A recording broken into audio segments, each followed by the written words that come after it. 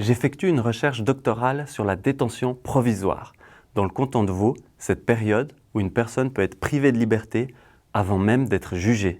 Ce qui a déclenché ma recherche, c'est une interrogation de départ. Comment justifier, dans un état de droit, une mesure qui entre en tension avec la présomption d'innocence et les droits humains? La détention provisoire est présentée comme un outil nécessaire au bon fonctionnement de la justice, mais elle soulève des enjeux légaux, humains et sociaux majeurs.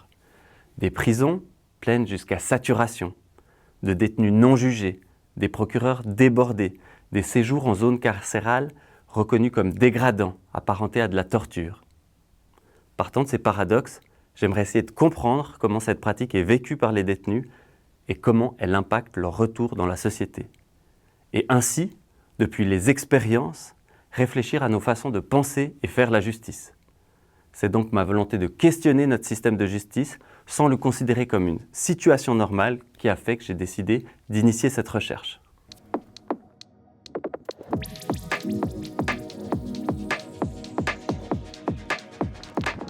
Cette recherche débute dans un festival de bande dessinée à Lausanne. En cherchant l'inspiration dans le dialogue avec la cité, je découvre une œuvre d'art saisissante. Des artistes ont commenté un règlement du bailli de Romainmôtier de 1749, qui interdit pour la première fois aux femmes de produire des horloges. On y mêle fiction, design, histoire et droit, avec pour objectif de questionner les récits traditionnels sur l'histoire du capitalisme et du travail. Quelle fonction avaient les institutions publiques dans l'aménagement, la régulation et le développement de la vallée des Joux? Quelle conception idéale typique de l'horloger et donc du sujet économique était cachée dans ces lois? Et surtout, quel rôle avaient les femmes dans cet imaginaire? Existe-t-il des différences avec d'autres cantons non soumis à Berne? Toutes ces questions et bien d'autres naissent d'un simple festival de bande dessinée, révélant ainsi un terreau fertile pour une recherche scientifique interdisciplinaire.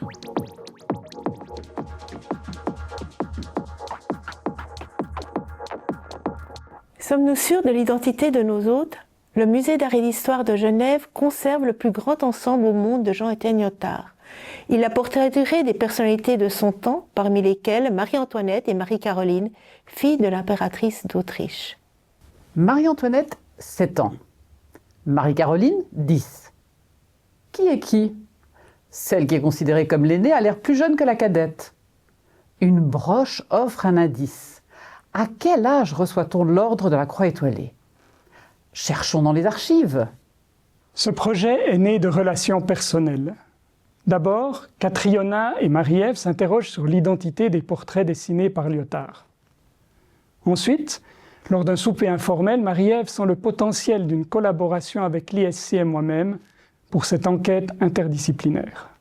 La technique de reconnaissance faciale hétérogène permet de comparer des visages provenant de sources très différentes. Images-couleurs, images thermiques, dessins ou peintures. Et si on appliquait ces méthodes d'intelligence artificielle aux portraits historiques pour aider à résoudre l'énigme?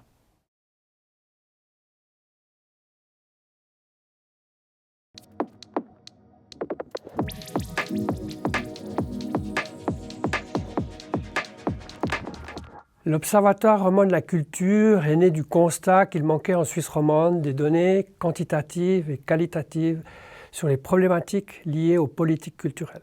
L'Observatoire roman de la culture est financé par 7 cantons, 2 hautes écoles, l'UNIL et la HSSO, et 14 villes. Ces partenaires sont représentés au sein d'un groupe d'accompagnement qui intègre également des syndicats ou des fêtières de différentes disciplines artistiques. Ce groupe de 17 personnes se réunit 2 à 3 fois par an pour discuter et prioriser nos thématiques de recherche, toutes liées au secteur culturel roman.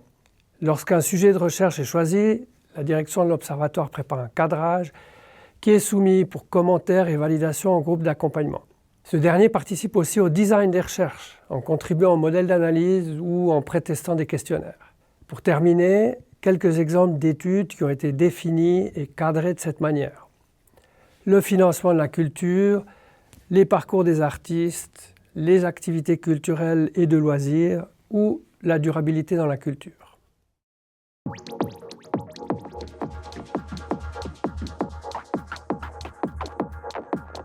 L'une des activités centrales de l'École des sciences criminelles est son service d'expertise.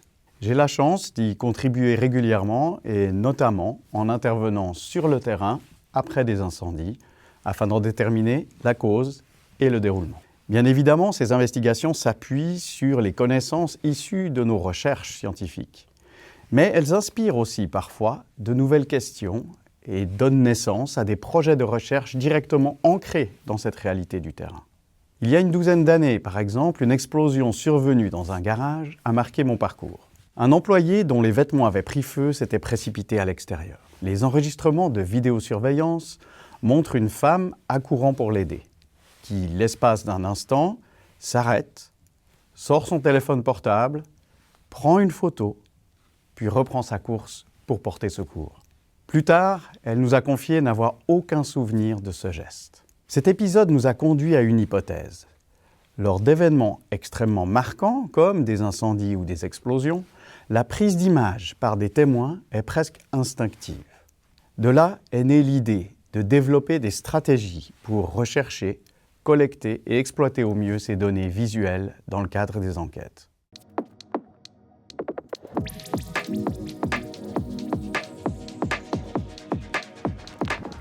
Je m'intéresse depuis quelque temps à la nature juridique du bénévolat, plus précisément à la question de savoir dans quelles circonstances l'activité non rémunérée d'une personne en faveur d'une autre génère des dettes et des créances. Cet intérêt m'est venu du constat que le bénévolat n'a guère été étudié en droit suisse, malgré son importance fondamentale pour l'intégration et la cohésion sociale. En outre, une recherche sur le bénévolat renvoie en définitive à une interrogation qui constitue, à mes yeux, le cœur de la réflexion juridique. Dans une société fondée sur l'autonomie privée, comment expliquer et justifier la bascule du fait au droit et par conséquent l'intervention de l'État dans les relations entre individus? Cette question me paraît prendre une acuité toute particulière dans le contexte du bénévolat, car elle conduit à se demander quelle valeur porter à des activités gratuites dans le cadre d'une économie de marché.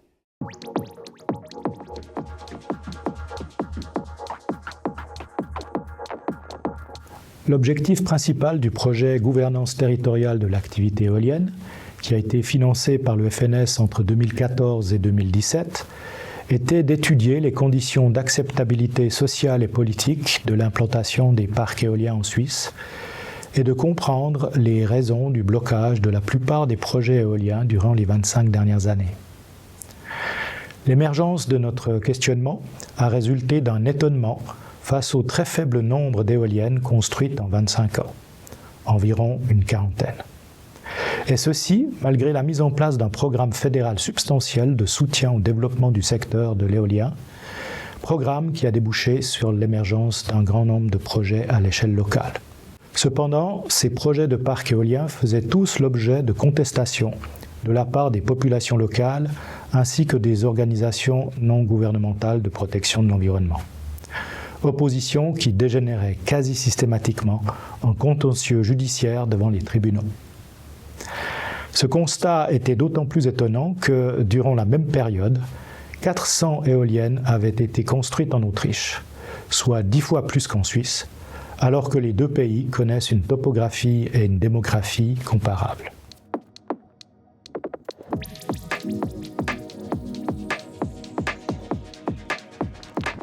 Exécuter une mesure thérapeutique pour le traitement des troubles mentaux, c'est vivre une sanction sans durée déterminée, reconductible potentiellement à l'infini. L'exécution de ces mesures en milieu institutionnel ouvert reste largement méconnue. Elle est sous-représentée dans la recherche académique, marginale dans les rapports institutionnels et souvent absente des statistiques officielles. Alors, qu'est-ce qui s'y passe réellement? Ce questionnement oriente ma posture de chercheur et nourrit mon ambition. Lever le voile sur un milieu institutionnel dont on sait en réalité bien peu de choses. Pour y répondre, il m'apparaît donc nécessaire d'aller à la rencontre des personnes concernées sur le terrain, de discuter, de partager leurs activités, de nouer et de soigner un lien de confiance avec elles.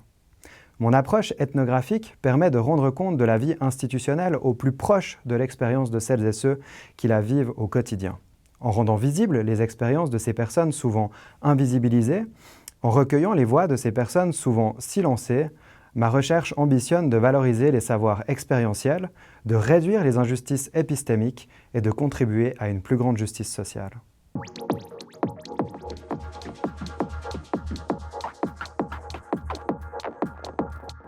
Nullius in verba, ne jamais croire sur parole. C'est la devise de la Royal Society et ma philosophie en criminologie. Au début de la pandémie, j'enseignais en ligne quand j'expliquais aux étudiants que, selon les théories situationnelles, le confinement devrait augmenter les fémicides, délinquants potentiels, victimes propices et absence de gardiens sous le même toit. Fidèle à ma devise, je consultais en direct les observatoires latino-américains.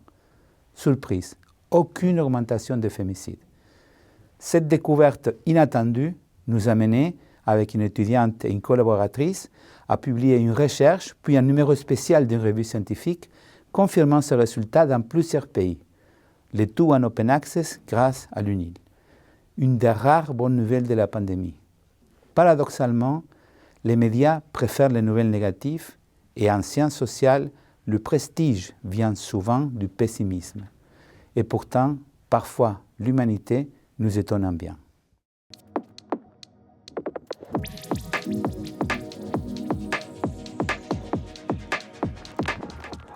Mes recherches sur le concept de démocratie militante ont commencé comme une tentative de résoudre une énigme. Ce terme désigne en gros les mesures, souvent antilibérales comme bannir un parti, que les démocraties utilisent pour se protéger des mouvements antidémocratiques. Un jour, ma directrice de thèse me dit « Mais Augusto, on ne sait presque rien sur les origines de cette notion. » On connaissait surtout un article de 1937, signé par Karl Löwenstein, un juriste allemand réfugié aux États-Unis, qui parlait de démocratie militante. Mais un seul article, même fondamental, ne façonne pas un concept de cette importance. À partir de là, l'enquête pouvait commencer. Il fallait établir des réseaux, reconstituer des filiations. Je suis donc allé consulter les archives personnelles de Löwenstein à Amherst, une petite ville au Massachusetts.